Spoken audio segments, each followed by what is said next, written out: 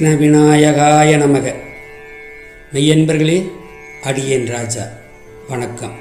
நாம் சென்ற பதிவில் அபிமன்யுவின் வதத்தை விட்ட இடத்திலிருந்து காண்போமா?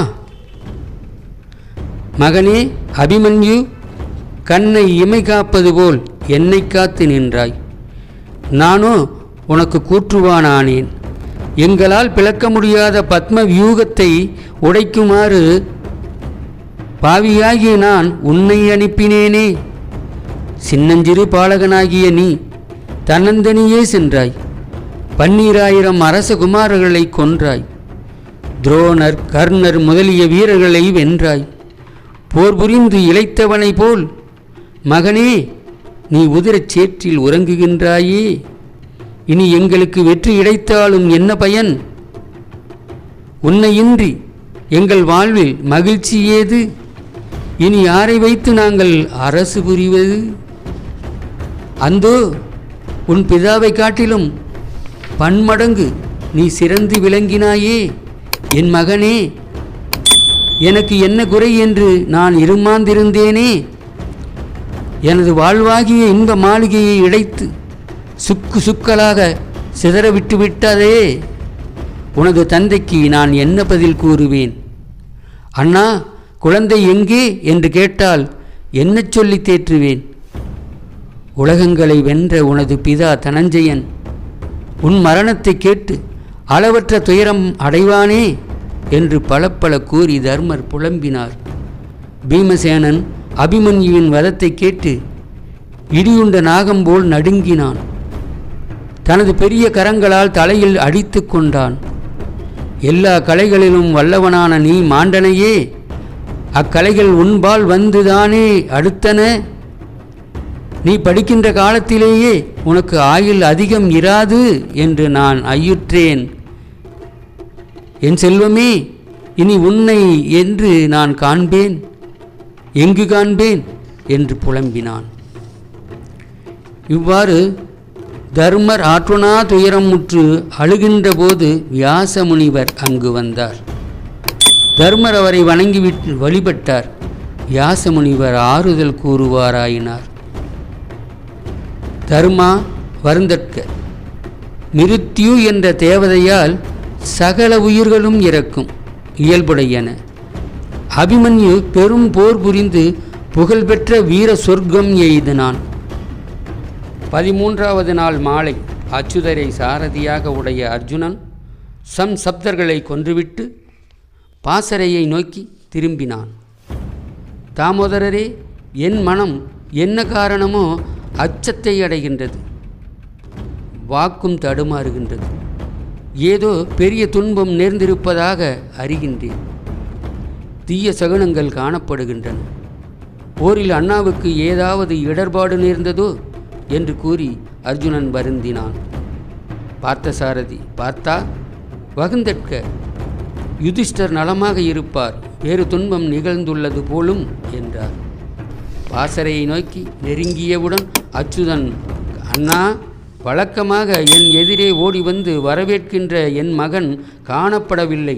பாசறையில் ஜெயசங்கமம் ஒலிக்கவில்லை. அபிமன்யுவை நான் காண்பேனா என்று வருத்தம் பட்டார்.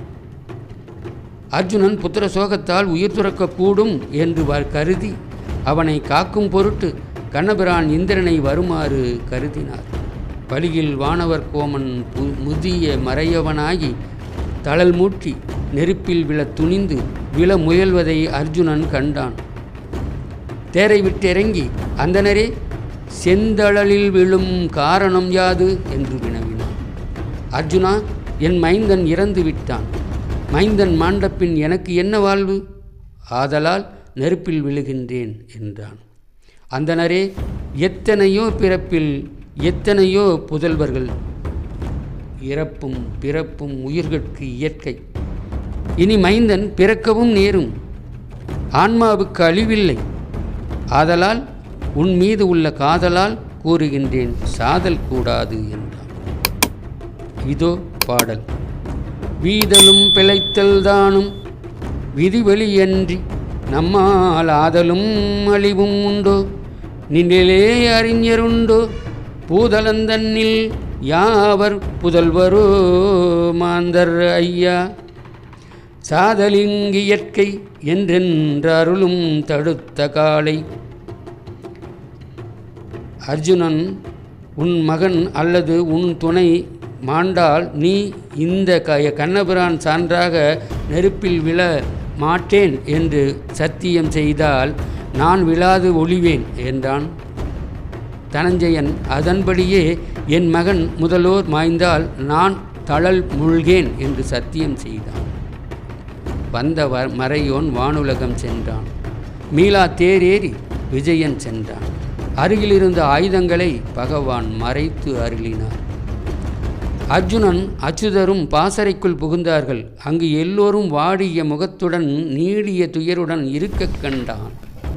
தருமனுடைய அழுகில் எப்போதும் திருவாதிரை நட்சத்திரம் போல் ஒளி செய்து கொண்டிருக்கும் சௌபுத்திரன் என்ற தமது அருமை மைந்தனை கண்டான் இல்லை. நீங்கள் எல்லோரும் நிறமாறி இருக்கின்றீர்கள், குழந்தை அபிமன்யு எங்கே? இன்று துரோணர் பத்ம வியூகம் வகுத்தார் என்று கேள்விப்பட்டேன். அபிமன்யுவை அன்றி அதனை உடைக்கின்றவன் உங்களுக்குள் ஒருவரும் இல்லை. ஆனால் அவனுக்கு வியூகத்தினின்று வெளியில் வரும் உபாயத்தை நான் உபதேசிக்கவில்லை. பருவமுற்றாத பாலகன் வியூகத்தில் சென்றானா?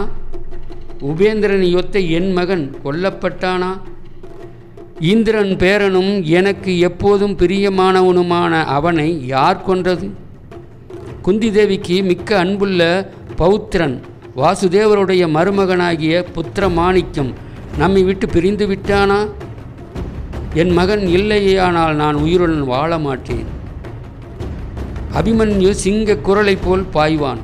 பெரியோர்களின் கட்டளையை செய்பவன், அயற்சியற்ற முயற்சி உள்ளவன், அழகிய கண்களும் நீண்ட கரங்களும் இன்சொல்லும் புன்சிரிப்பும் உடையவன், நன்மையே செய்கின்றவன், நன்றி அறிவுள்ளவன், நல்லறிவும் நல்லொழுக்கமும் படைத்தவன்.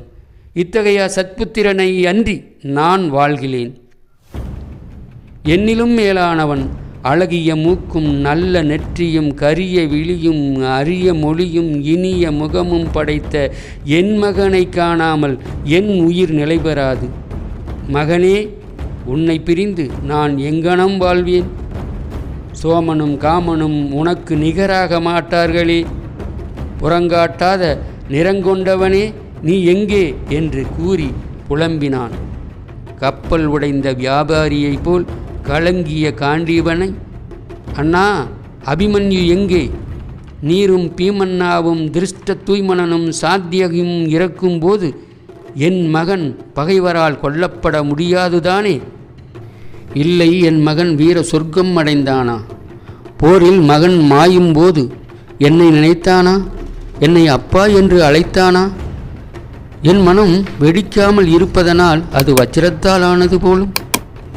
தினந்தோறும் எனக்கு அளவற்ற பணிவிடைகளை புரிகின்ற என் மகன் காணப்படவில்லையே. உத்தமமான புத்திரனை இழந்த சுபத்திரை இனி வாழ மாட்டாளே. இளம் வயதுடையவளும் கருவுற்றவளுமான மருகி உத்தரையின் துயரை நான் எப்படி மாற்றுவேன்? கண்ணா, முக்காலும் உணர்ந்த நீர், எக்காலும் எனக்கு உதவுகின்ற நீர், ஏன் இதை சொல்லவில்லை என்று கேட்டான். தம்பி, துரோணர் வகுத்த பத்ம வியூகத்தை உடைக்க ஆற்றலின்றி அபிமன்யுவை பிளந்து போகுமாறு பணித்தேன்.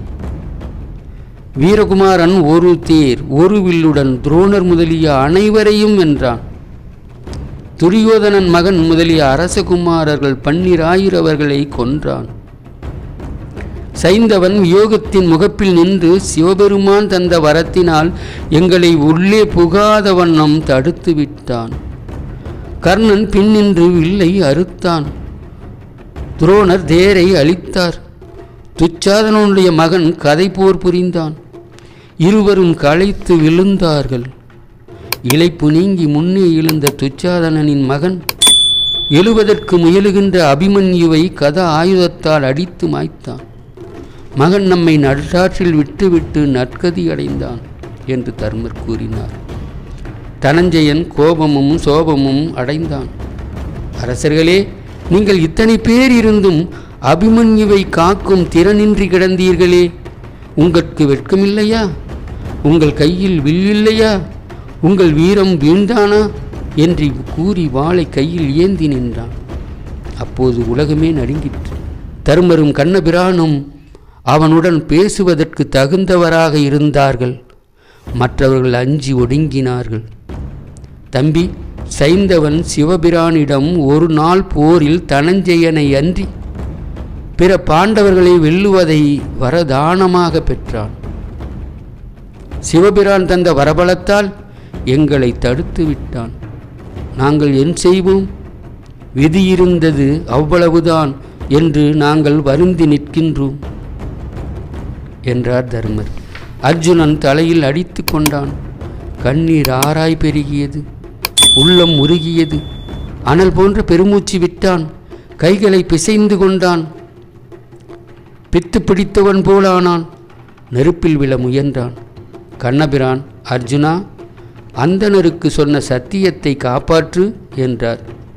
அவனுக்கு விண்ணும் மண்ணும் சுழன்றது. கண்ணும் கருத்தும் கலங்கியது. முடியாத துயரால் தவித்தான்.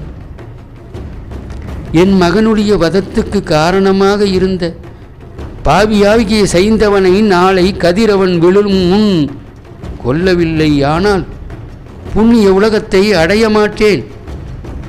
நாளை சைந்தவனை காக்கும் பொருட்டு துரோணரும் கிருபரும் பிறரும் எதிர்பட்டால் அவர்களை கனமழையால் மூடுவேன்.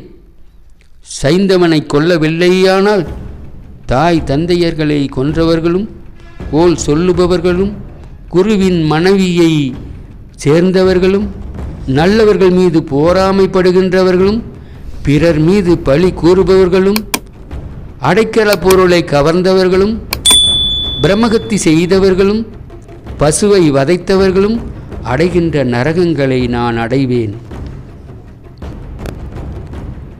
என் தேவப்படைகளால் வதைப்பேன் என்று சபதம் புரிந்தான். அர்ஜுனன் இவ்வாறு கூறி காண்டீபத்தை இடக்கையாலும் வலக்கையாலும் மாற்றிக்கொண்டு துடித்தான். வில்லோசையும் சொல்லோசையும் விண்ணை பிளந்தது. பகவான் பஞ்ச சைன்யத்தை எடுத்து முழங்கினார். தனஞ்சயன் தேவதத்தம் என்ற சங்கநாதம் செய்தான். மாதவன் பூதலம் மீதலம் பாதாளம் என்ற உலகங்களும் நடுங்கின. தம்பி, உன் சபதம் நிறைவேறுவதாக. சைந்தவன் மாண்டான் என்று உறுதியாக எண்ணிக்கொள்ளலாம் என்றான் பீமன். கண்ணபிரான், அர்ஜுனா, என்னையும் உடன் பிறந்தாரையும் கலந்து யோசிக்காமல் இப்படி நீ சபதம் செய்து விட்டாயே. சைந்தவனை காத்து துரோணர் முதலியோர் நிற்கின்றார்கள். ஆதலால் இது எளிதாக முடியுமா? சபதத்தை நிறைவேற்ற வேண்டுமே என்றார் கிருஷ்ணர். அர்ஜுனன், மாதவரே, உமது கருணையும் சிவபெருமானுடைய அருளும் இருக்க என் ஆற்றல் முழுவதும் நாளை வெளிப்படும்.